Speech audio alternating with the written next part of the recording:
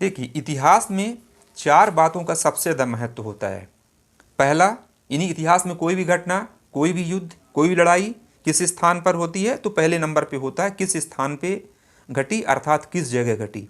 दूसरा होता है किस समय घटी, अर्थात कब घटी, यानी युद्ध कब लड़ा गया। तीसरा है ये युद्ध या संबंधित घटनाएं किसके बीच युद्ध लड़ा गया।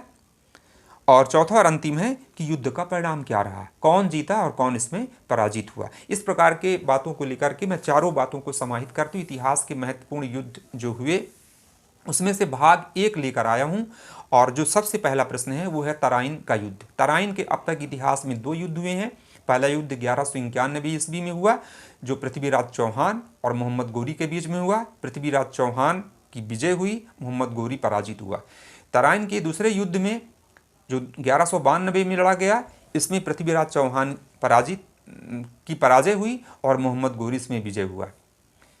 अगला प्रश्न कि चंदावर का युद्ध 1194 में लड़ा गया था जो मोहम्मद गोरी और कन्नौज के राजा जयचंद के बीच हुआ था। इसमें मोहम्मद गोरी ने कन्नौज के राजा जयचंद को पराजित किया था। पानीपत के तीन युद्ध। पहला पानीपत का युद्ध 1526 में, इसमें मुगल बादशाह बाबर और इब्राहिम लोदी की सेना के बीच में युद्ध हुआ था। इसमें बाबर ने इब्राहिम लोदी की सेना को पराजित किया था। दूसरा पानीपत का युद्ध 1556 में हुआ था जो अकबर और हेमू के बीच में हुआ था। अकबर की विजय हुई थी, हेमू की पराजय हुई थी। पानीपत का तीसरा युद्ध 1761 में हुआ था। इसमें अहमद शाह अब्दाली और मराठों के बीच में, इसमें मराठे पराजित हुए थे और अहमद शाह अब्दाली की सेना विजय हुई थी। खानवा का युद्ध जो 1527 में लड़ा गया, मुगल बादशाह बाबर ने राणा सांगा को हराया था।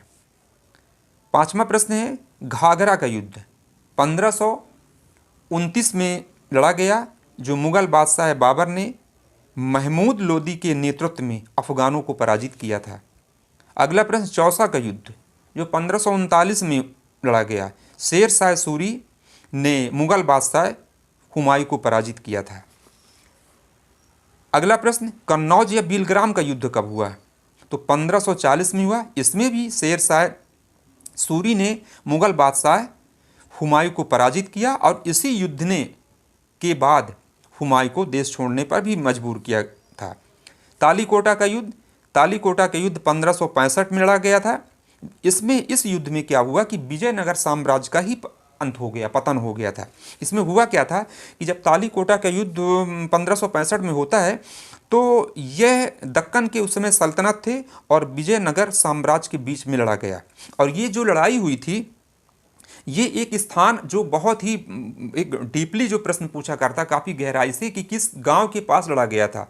तो तालीकोटा का युद्ध जो लड़ा गया था 1565 में वह राक्षस तांगड़ी नामक गांव के पास हुआ था और इस युद्ध में विजयनगर साम्राज्य का पतन हो गया था। अगला प्रश्न हल्दी घाटी का युद्ध कब हुआ था 1576 में हुआ था। इसमें मुगल बादशाह अकबर और महाराणा प्रताप के बीच ये युद्ध हुआ था जिसमें अकबर की विजय हुई थी। महाराणा प्रताप की इतिहास में हार मानी जाती है कि हार हुई थी। अंतिम प्रश्न है आंग्ल मैसूर युद्ध। ये चार युद्ध अब तक आंग्ल मैसूर युद्ध में के हुए हैं। पहला आंग्ल मैसूर युद्ध हुआ था 1767 से 1769 तक। इसमें हैदर अली व अंग्रेज़ों के बीच में लड़ा गया जिसमें अंग्रेज़ों की हार हुई थी और हैदर अली विजय हुआ था। आंग्ल मैसूर युद्ध दूसरा हुआ था 1780 से 1784 तक।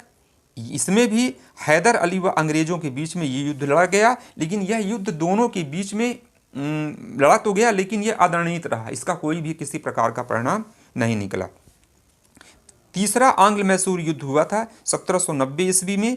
इसमें टीपू सुल्तान और अंग्रेज़ों के बीच युद्ध हुआ और इसमें क्या हुआ था युद्ध की समाप्ति एक संधि के द्वारा हो गई, अर्थात विजय और कोई पराजित का इसमें सवाल नहीं आया, संधि के द्वारा युद्ध समाप्त हो गया।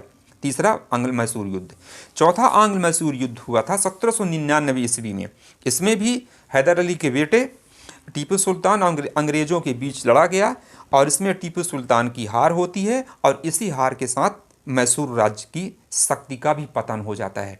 तो इस तरीके से मैं इतिहास के इस पहले सीरीज में महत्वपूर्ण जो युद्ध हुए उसमें भाग पहले के अंतर्गत ये मैं आपको आंसर बताया हूँ। इस वीडियो को आप जरूर देखिएगा। अभी कंपटीशन एग्जाम संबंधित शिक्षक जो भर्तियां चल रही हैं इसमें इतिहास से संबंधित, सामाजिक अध्ययन से संबंधित, जनरल नॉलेज से संबंधित किसी प्रकार के क्वेश्चन बन सकते हैं। तो मेरे इस वीडियो को आप जरूर देखिएगा, सब्सक्राइब करिएगा, शेयर करिएगा।